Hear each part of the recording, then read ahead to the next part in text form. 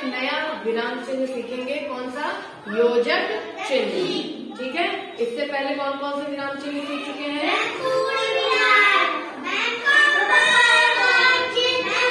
हाँ, प्रश्नवाचक चिन्ह, पूर्ण विराम, विस्मयादिबोधक चिन्ह और अल्प विराम।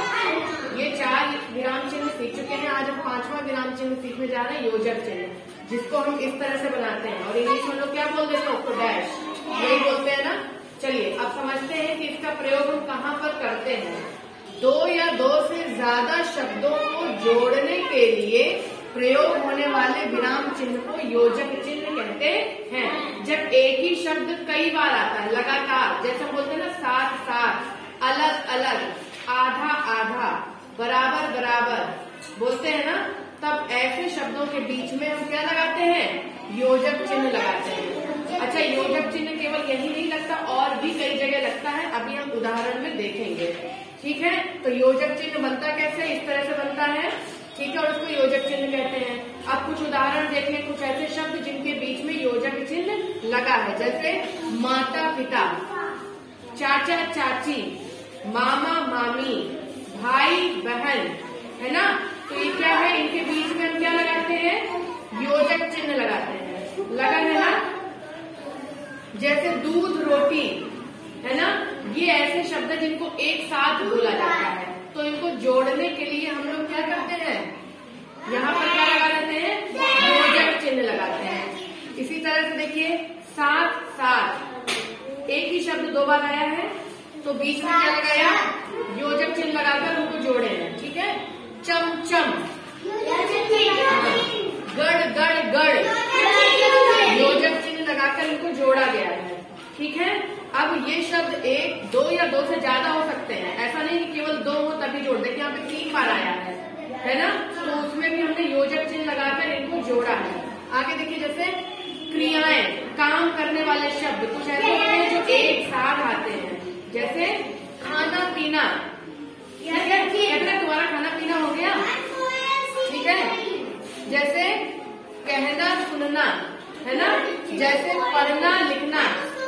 उसके बाद एक और जगह होता है जहाँ पर हम योजक चिन्ह लगाते हैं, जब हम किसी की तुलना करते हैं कि तुम्हारी आवाज तो कोयल जैसी है, या कोयल सी मीठी है ना, और कोयल सी प्यारी है।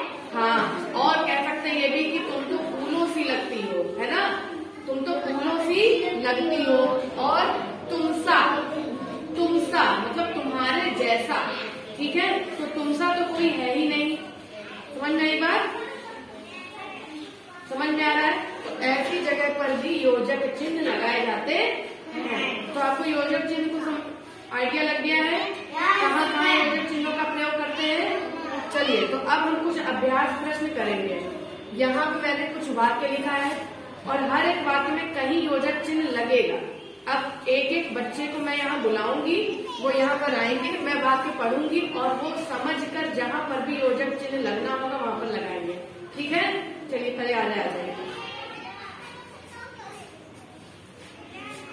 चलिए वाक्य देखिए, लिखा है, लिखा है माता पिता का सम्मान करना चाहिए, तो योजक चिन्ह कहाँ लगेगा? वेरी गुड, माता पिता। ये ऐसे शब्द जो साथ साथ बोले जाते हैं ना, तो उसको जोड़ने के लिए योजक चिन्ह का प्रयोग करते हैं। ठीक है, आइए ईशिता।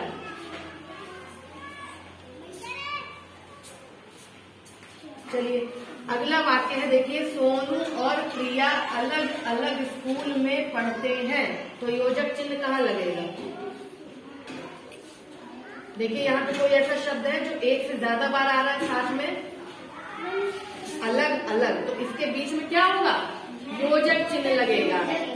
ठीक है, चलिए आइए शिवा। फिर देखिए क्या है, क्या तुम्हें पढ़ना लिखना आता है, तो कहाँ पर योजक चिन्ह आएगा? हाँ, देखिए यहाँ पे मैंने बताया ना, कुछ ऐसी क्रियाएं होती हैं जिसे हम साथ साथ बोलते हैं, जैसे पढ़ना लिखना, खाना पीना, खेलना कूदना, है ना। चलिए वेरी गुड, आइए शाहीन। लिखा है बादल गरजते हैं गड़ गड़ गड़, योजक चिन्ह कहाँ लगाओगी? हाँ, ये देखिए, हाँ समान शब्द देखिए, 2 या 2 से ज्यादा ज्यादा बार आ रहे हैं ना, तो इनके बीच में लगेगा। यहाँ पे लगाओ।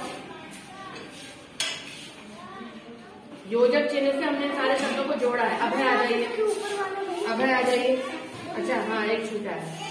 चलिए, पानी टपकता है टप टप, कहाँ लगेगा योजक चिन्ह? टप टप, है ना। एक ही शब्द देखिए एक से ज्यादा बार आया है, तो उसको जोड़ने के लिए अरे एक बार आप फिर से आ जाइए। एक छूट गया, देखिए, गीता की बोली कोयल सी है। कोयल सी, यहाँ पे देखिए इसकी बोली की तुलना हम किससे कर रहे हैं? कोयल से कर रहे हैं। कोयल जैसी है, तो कोयल सी, कोयल।